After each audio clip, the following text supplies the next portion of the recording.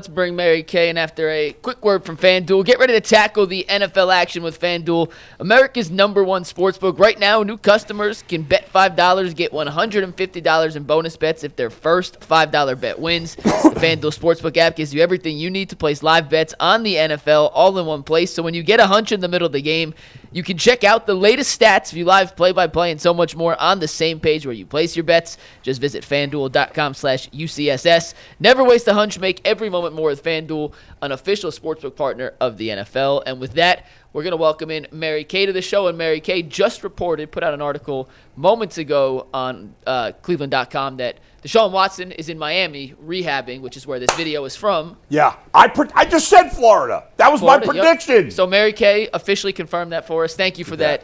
Very important investigative journalism there, Mary Kay.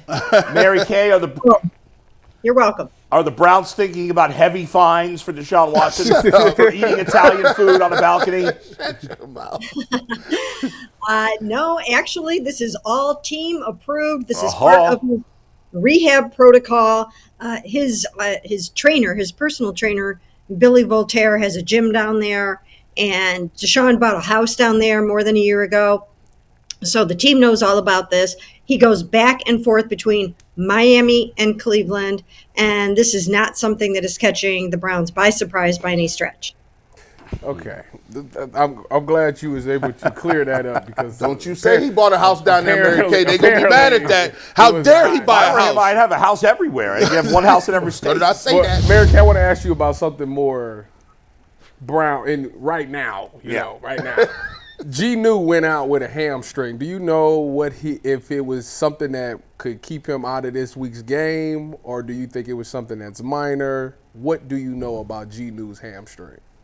Well, he said he felt something pop, and that's never good when a guy feels something pop in a leg like that. So he's going to miss some time, is the way that Kevin Stefanski put it.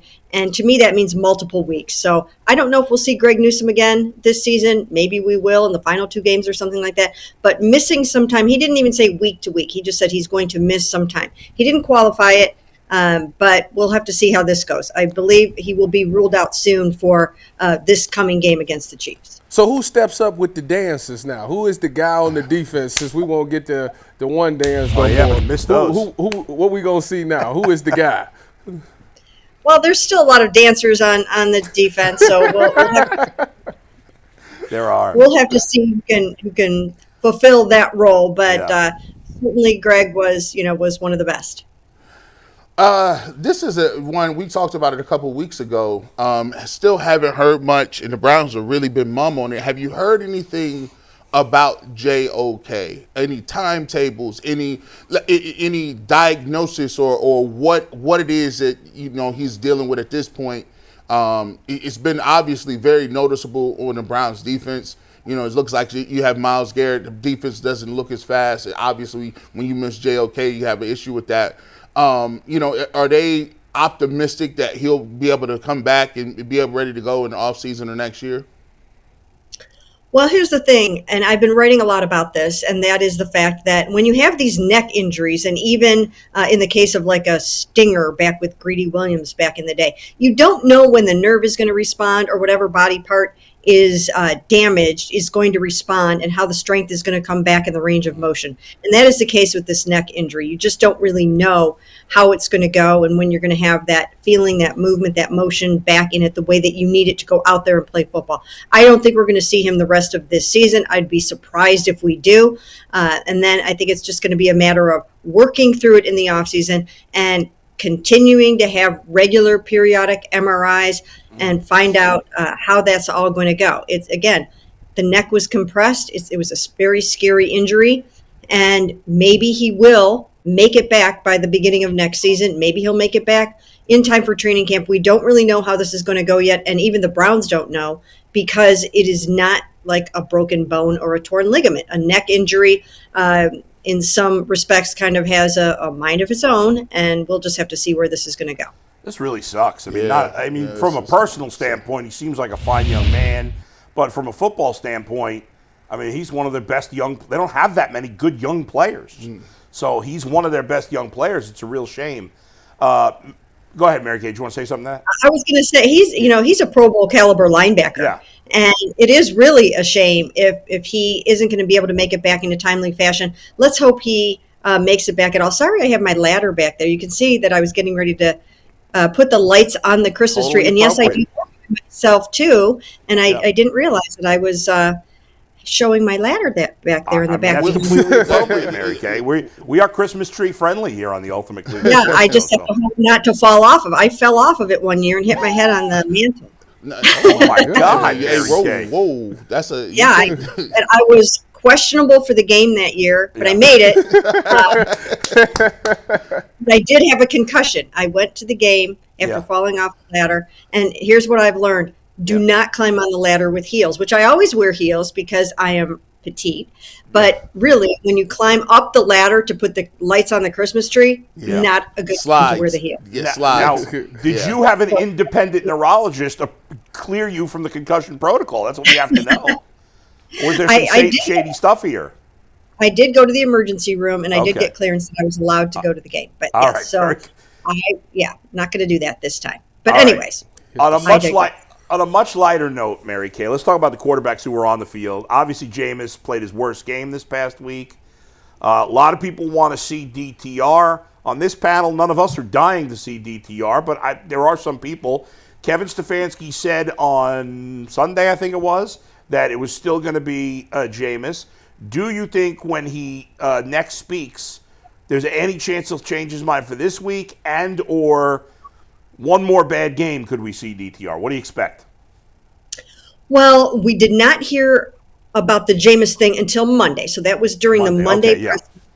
And so because of that, because he had time to process it, come home from Pittsburgh, watch the film, I don't think he's going to change his mind. I think this is Jameis' game against the Kansas City Chiefs. And I think that's the way that it should be. I don't think you should throw DTR against the 12-1 Kansas City Chiefs when he's not in rhythm with the offense right now. The receivers, the offensive line, they're all in the flow right now with Jameis to the point where he's passing for a league-high 329 yards per game right now. Again, there are a lot of interceptions. Those are obviously unacceptable. But to throw DTR in there against this number 8 ranked defense, really kind of used to playing with him. I just don't think that's the right way to go. So I support this decision. I actually wrote it before Kevin Stefanski made this decision.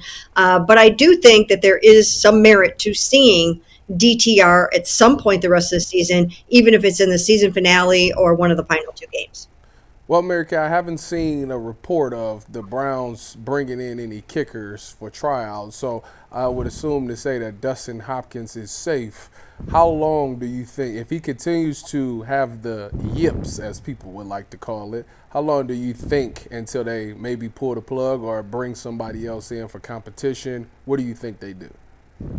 Well, right now, Kevin Stefanski is standing firmly behind Dustin Hopkins. They believe it's just one of those kicking slumps that some of these guys get into. He's got a long body of work that says that this is not who he is. He feels confident. He believes he's going to be able to kick out of it. But certainly you look at those numbers, and it's shocking compared to what he did last season when he made 33 of 36 field goals, including 8 of 8 from 50 plus. He was certainly in the flow, certainly in the zone last year. He's not in it right now. He does have some kind of a yip going on. Something is not right. And, I don't know if it has anything to do with the fact that he doesn't have his regular long snapper in Charlie Hewitt out there. We haven't heard anything about that. So I don't really know. But the thing is, right now, they are not in a must-win type of situation. They're not trying to go out and win a playoff game or stay in playoff contention. So if you need to work through something like this, now is the time. And I was kidding around the other night with some of my colleagues. I said, what if they went to Dustin Hopkins? You know what, Dustin? Just go out there and miss a few kicks for us. Make it look like you're really trying really hard, but we don't really care if you miss a few kicks. We would really like to get a better draft pick. But no, that's not happening. I was just kind of, goofing around about that because it is so shocking that he has gone downhill like that this year. We like a good conspiracy theory. By the way, Cade York looking awfully good last night. You got to kick in front of your girl, man. By the way, that was so annoying. Like nobody could that cheerleader have been hamming it more up for the camera. Did we need to hear about that story 18 times? That's what we do. All right, that's what we do. Yeah. Mary Kay, you talked about the interceptions and being unacceptable.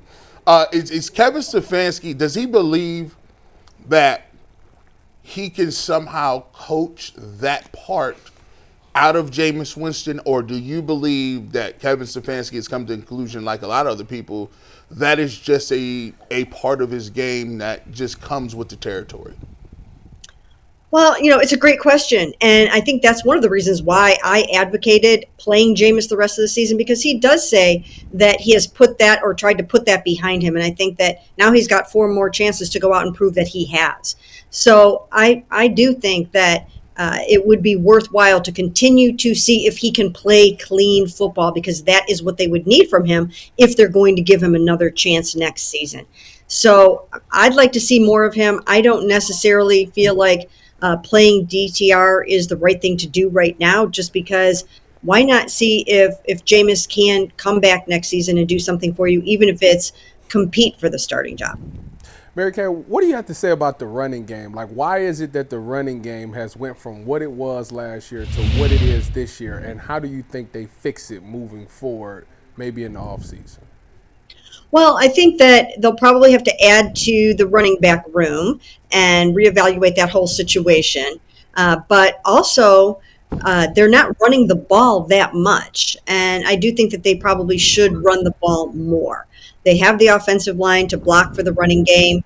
Those guys are talking about wanting to run the ball more, wishing that they would run the ball more. I think it would take some pressure off of Jameis Winston. But if you look at Ken Dorsey, that was one of the reasons why I think he probably got fired by the Buffalo Bills last year, is because he wasn't running the ball, and he's probably not running it enough this year. So I think that's something to keep an eye on, and something that they're going to have to rectify at least next season.